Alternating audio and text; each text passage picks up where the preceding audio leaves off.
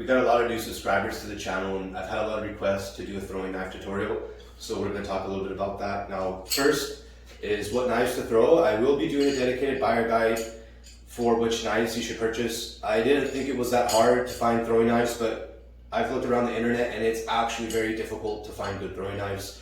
You can find really good throwing knives. The problem is they're like $100, $180, even $250 for a throwing knife for one. So if you get 3 of them, a set of 3, that's like $600. You might as well just buy a gun. So I've narrowed it down to my top 3 manufacturers, and that video will probably be releasing soon as I get those orders, and I'll be doing an unboxing and testing.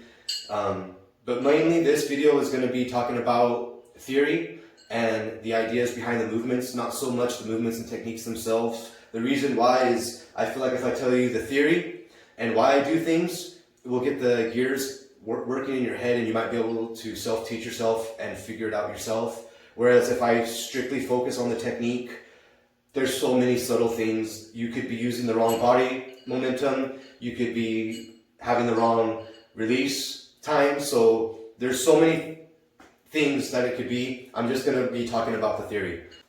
So the first throw that I think you should start at is the half spin overhand throw, and the reason for that is just like in American football, throwing a perfect spiral ball takes more technique and it's more difficult than to just throw a ball and let it wobble or let it tumble a little bit. And that's the same thing with knives. Throwing a knife and letting it spin is a lot easier than trying to throw anti-spin. So start with half spin overhand throw.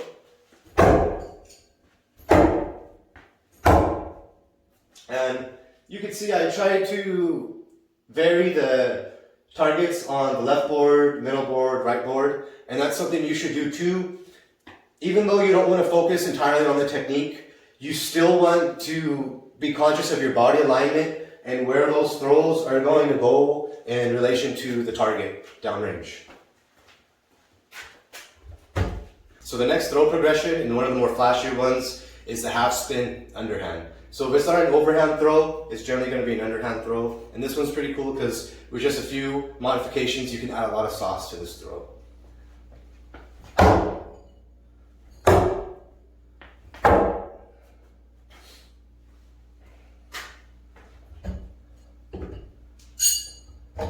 Now that was just regular half spin underhand, but with that same movement is how you can do the between the legs and behind the back. So that's the underhand half spin. The next throw progression isn't as flashy, but it's probably one of the most useful knife throwing techniques you can learn, and that's the anti-spin throw. The anti-spin throw is a little bit more trickier because it relies more on body mechanics and release time. But if you go through all the other progressions, you should be able to feel the weight of your knife and be able to self-teach yourself no-spin throwing. I like to use no-spin throwing for higher elevation targets, because if you throw a half spin or a full spin, the air resistance encountered on the knife actually makes the knife drop faster. But for some reason, the anti-spin carries the momentum up and away.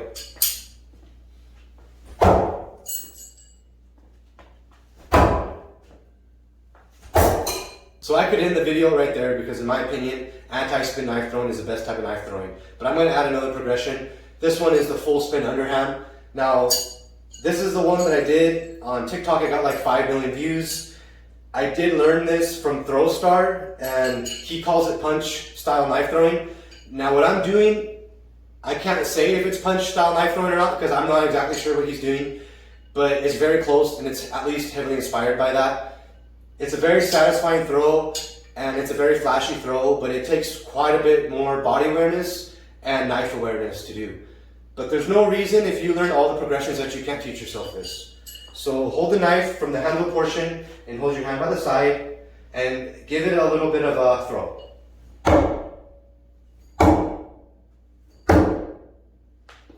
And that's about it. If there's anything else you want to know, let me know in the comments. Thank you and have a good night.